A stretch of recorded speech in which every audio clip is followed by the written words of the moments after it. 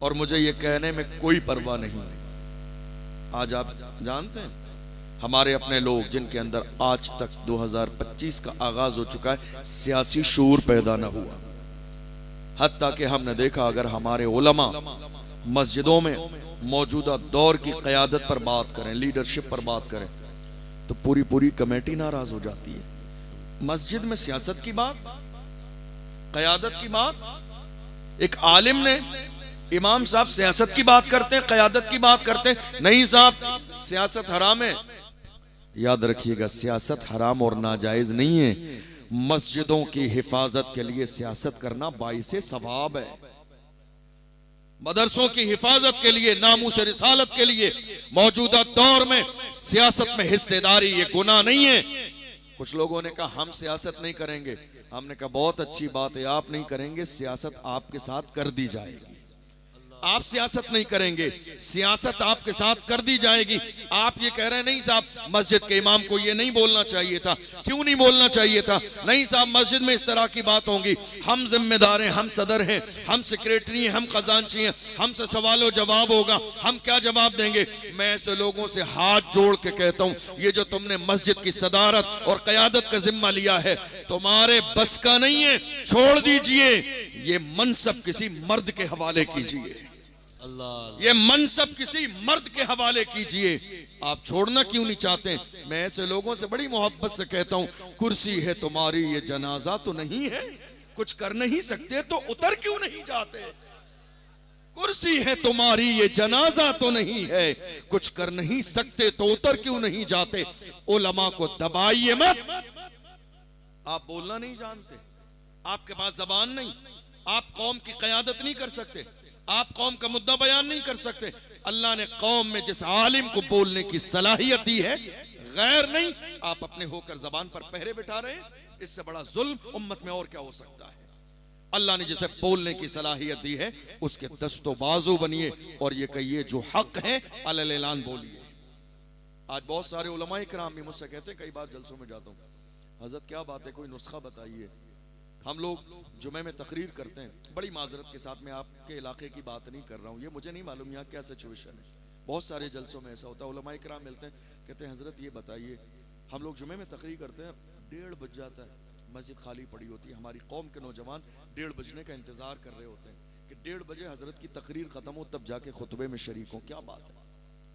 मैंने कहा दरअसल बात यह है, एक जमाना हो गया वही फजीलतें करामतें सुनते हुए परेशान हो गए मेरी कौम के जवान, ये सब बातें सुनते हुए, ऐसी बातें न जिसका कोई सर है न पैर है, ऐसी बातें सुनते हुए जो जहां कोई मौजू नहीं है, जहां कौम का फायदा नहीं है। याद रखिएगा, ये जुमे का खिताब पूरी कौम मुस्लिम के लिए हफ्ते भर के लिए पैगाम और दर्स है। इसकी बाज़ाब्ता तैयारी हो, इसका मौजू फिक्स किया जाए और बाज़ाब्ता कौम को एक हफ्ते के लिए मैसेज दिया जाए। कहा हजरत फिर नुस्खा बताइए। मैंने कहा नुस्खा सिर्फ इतना है, आज जुमा है, अगले जुमे के लिए ऐलान कर दीजिए, मेरी कौम के जवानों अगले जुमे को मस्जिद में खिताब मोहम्मद बिन कासिम पर होगा, देखना मस्जिद की एक सब भी खाली नहीं रहेगी। अगले जुमे को खिताब सलाहुद्दीन अय्यूबी पर होगा, एक भी सब खाली नहीं बचेगी। अगले जुमे को खिताब टीपू सुल्तान पर होगा, एक भी सब खाली नहीं बचेगी। मेरी कौम के जवान आज बुज़दिली नहीं चाहते हैं, मेरे कौम के जवान चाहते हैं उनकी सरपरस्ती की जाए, उनकी क़यादत की जाए, उनके लिए कोई लीडर उभर के आए, उनके सीने और हाथ जो है कांधे पर हाथ रखा जाए। आज हम लगातार डराते चले जा रहे हैं और इस बात का हमें जर्रे के बराबर एहसास नहीं कि अगर आज हमने अपनी कौम के हौसलों को पस्त कर दिया तो कहीं ऐसा ना हो कि आने वाली नस्लें गूंगी और बहरी पैदा हो। सोचिए इस हवाले से। आप इज्जत के साथ जिंदगी गुजार रहे हैं, मुल्क के कानून का पास और लिहाज है आपको। फिर बोलिए, मुल्क के कानून के दायरे में हम इस फेवर में नहीं कि मुल्क के कानून को नजरअंदाज कर दिया जाए, नहीं, मुल्क के कानून के दायरे में आप अपना काम कीजिए और कोशिश कीजिए। कदम बढ़ाना आपका काम है, कामयाबी देना अल्लाह की रहमत का काम है। मैं अकेला ही चला था जानिबे मंजिल, मगर लोग मिलते गए और कारवां बनता गया। आज मुल्क के हालात ऐसे बना दिए गए, जो भी हमारी क़यादत के लिए उठता है, दूसरे लोग उसके सर पे इल्जाम का सेहरा लगा देते हैं ताकि कौम मुस्लिम उसके साथ ना हो।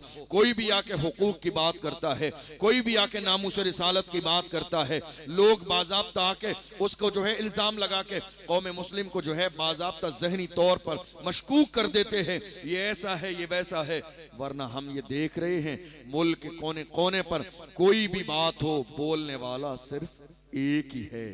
कोई भी बात हो, बोलने वाला सिर्फ एक ही है। कोई भी वही है जो बोलता है।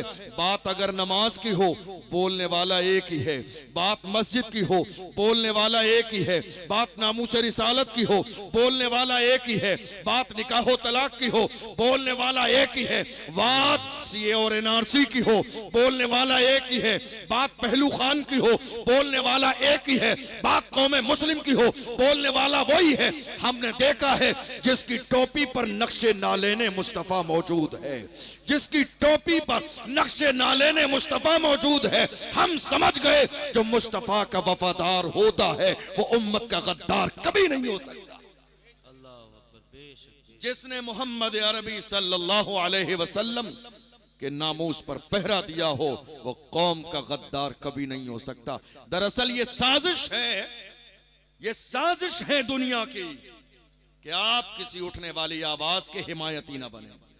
ये साजिश है दुनिया की कि जो कयादत तैयार हो रही है वो कयादत जमीन के अंदर दफन कर दी जाए।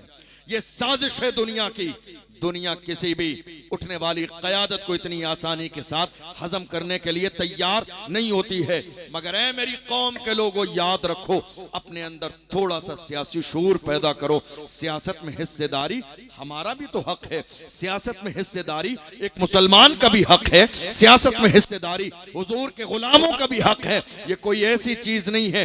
अल्लाह की इज्जत की कसम, जिस मुल्क हिंदुस्तान की सरजमीन पर हम रहते हैं, हालांकि बहुत सारे लोगों ने ये ख्वाब देखा भी है और कुछ लोग ज़बान से जाहिर भी कर देते हैं और वो अपने अंदाज में हमें ये एहसास दिलाने की कोशिश करते हैं कि ये कलमा पढ़ने वाले हिंदुस्तान की सरजमीन पर किराएदार हैं। मगर ऐसे लोगों से हम बड़ी मोहब्बत के साथ कहते हैं, हिंद को नाज है जिस पर वो निशानी हम हैं।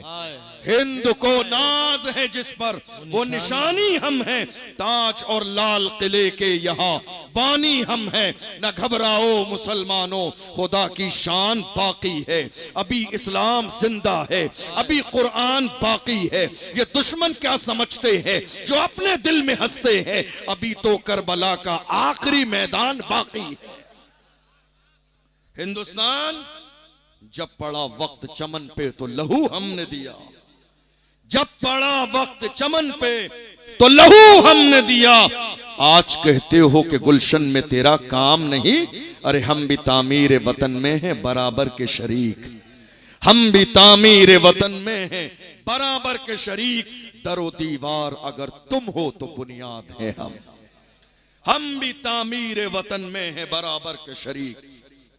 कल, बल्कि कह लीजिए तारीख बदल चुकी है, 26 जनवरी, याद है नहीं याद है ये दिन आपको? याद है? और अल्लाह की इज्जत की कसम ये दिन भी आया। कैसे दिन आया? सुभान अल्लाह, सुभान अल्लाह।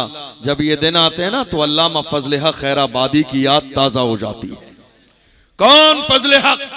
हिंदुस्तान की सरजमीन पर जब तन के गोरे मन के काले अंग्रेजों ने बाज़ाब्ता मुल्क में अपना सिक्का चला दिया, अपनी हुकूमत जमा ली, लोगों पर जुल्म करना शुरू कर दिया, अल्लामा फजल हक खैराबादी ने उलमा को जमा किया और जमा करने के बाद में लोगों को यह एहसास दिलाया है, लोगों, खुदा ने हमें गुलामी के लिए नहीं क़यादत के लिए पैदा किया है। हम अंग्रेजों की गुलामी किसी भी कीमत पर कबूल करने के लिए तैयार नहीं है। आज हैरानी की बात यह है, बहुत सारे लोग हिंदुस्तान की सरजमीन पर कभी कभी इतना ज्यादा जज्बाती हो जाते हैं कि हमें आईना दिखाने का काम करने लगते हैं और वो एहसास दिलाते हैं अपने जुमलों से कि हिंदुस्तान की सरजमीन पर मुसलमान किराएदार हैं। याद रखिएगा, किराएदार नहीं है, जिम्मेदार भी है, वफादार भी है और बराबर के हिस्सेदार भी है। बेशक बेशक बराबर के हिस्सेदार भी हैं।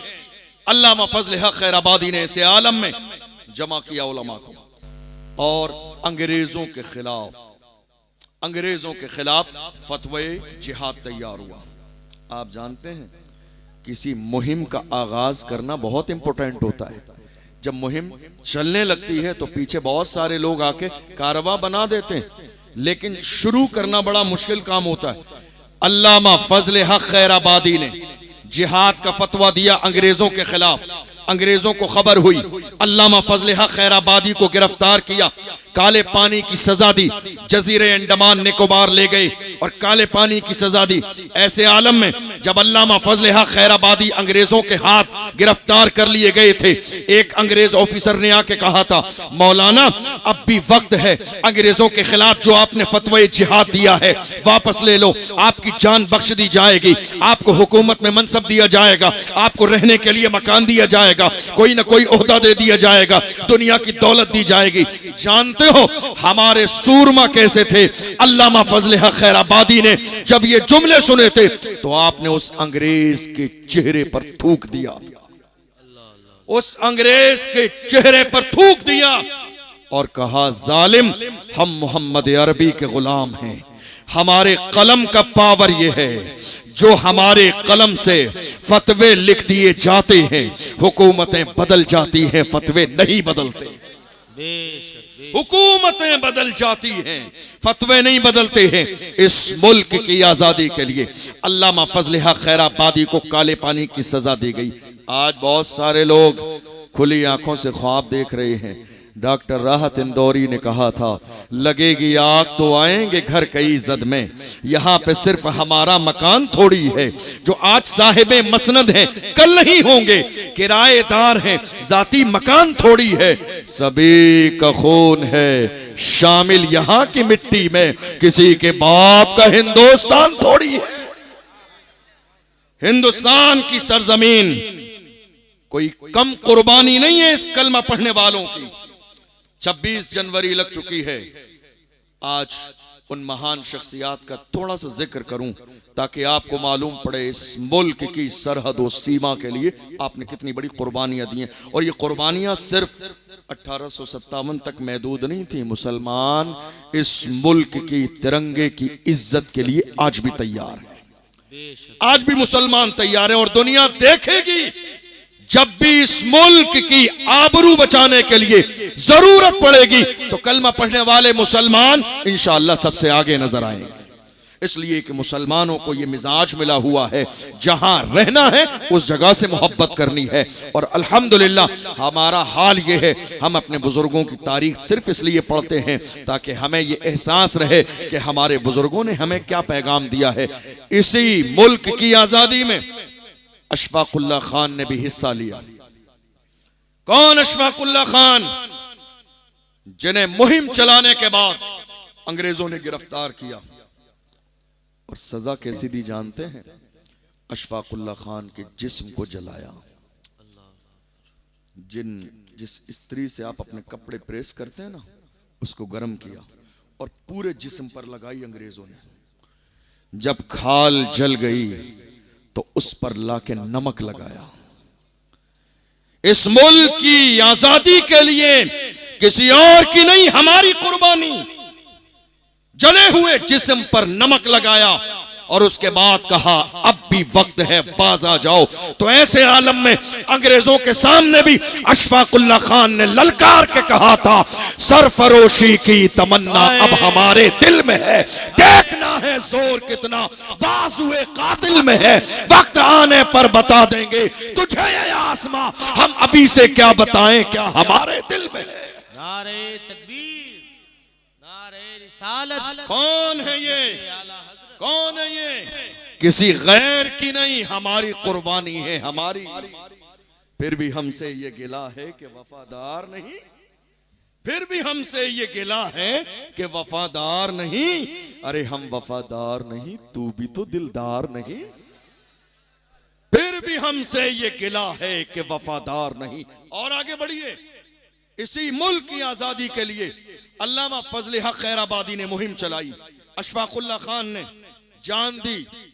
एक बहुत बड़ा नाम, अल्लामा सैयद किफायत अली काफी। कौन?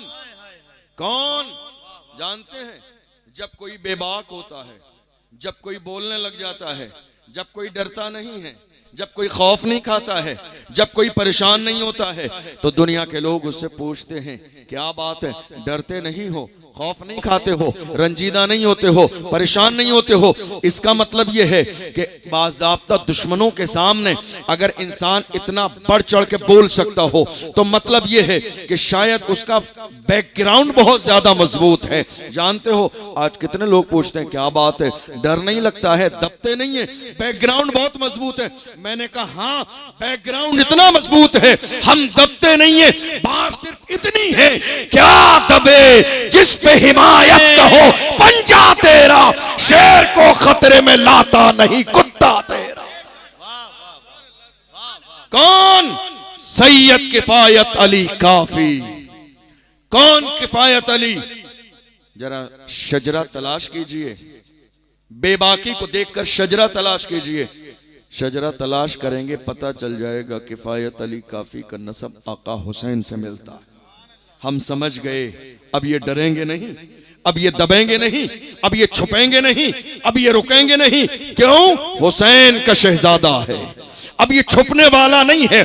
22,000 का लश्करे जर्रार आया था हुसैन के हाथ को लेने के लिए और ऐलान किया था यजीदियों को हुसैन का हाथ चाहिए, मगर आका हुसैन ने ऐलान फरमाया 22,000 के लश्कर के सामने, ऐ यजीदियों तुम क्या समझते हो, ये हुसैन का पाक हाथ है, जो हाथ रसूलुल्लाह के हाथों में रहा हो, जिसे फातिमा ने चूमा हो, जिसे अली ने सीने से लगाया हो, जिसे अबू बकर ने चूमा हो, जिसे फारूक आजम ने चूमा हो, हुसैन का वो पाक हाथ यजीदियों के नापाक हाथ में हरगिज़ नहीं जाएगा।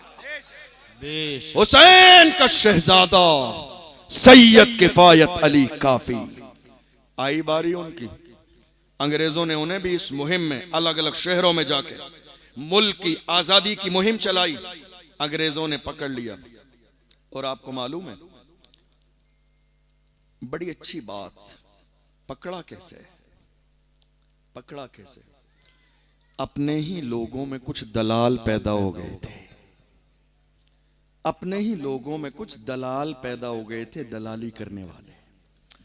अपने ही लोगों में कुछ मुखबरी करने वाले मुखबिर पैदा हो गए थे, जो ऐसे आलम में अंग्रेजों के चंद खोटे सिक्कों के लिए अपनों की मुखबरी कर रहे थे।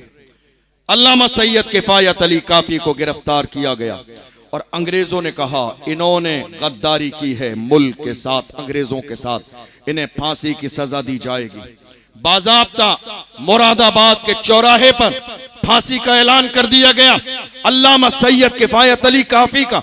और हाल ये हुआ, रमजान का महीना है, 27 रमजान है, असर और मगरिब के दरमियान का वक्त है। अल्लामा सैयद किफायत अली काफी के गले में फांसी का फंदा डालने के बाद अंग्रेजों ने कहा मौलाना तुम्हारी कोई आखिरी ख्वाहिश हो तो बयान करो, फांसी का फंदा गले में है। ऐसे आलम में भी मुस्तफा के इस आशिक ने पुकार के कहा था मेरी आखिरी ख्वाहिश सुनना चाहते हो तो सुनो, कोई गुल बाकी रहेगा, ने चमन रह जाएगा, पर रसूलुल्लाह का दीने हसन रह जाएगा। अतलसो कम ख्वाब की पोशाक पर नाजा न हो, इस तने बेजान पर खाकी कफन रह जाएगा। हम सफीरो बाग में है, कोई दम का चहचहा, बुलबुलें उड़ जाएंगी, सोना चमन रह जाएगा। नाम शाहाने जहां मिट जाएंगे लेकिन यहाँ हश्र तक नामो निशाने पंजतन रह जाएगा। जो पढ़ेगा साहिबे लौला के ऊपर दुरूद, आग से महफूज उसका तन बदन रह जाएगा।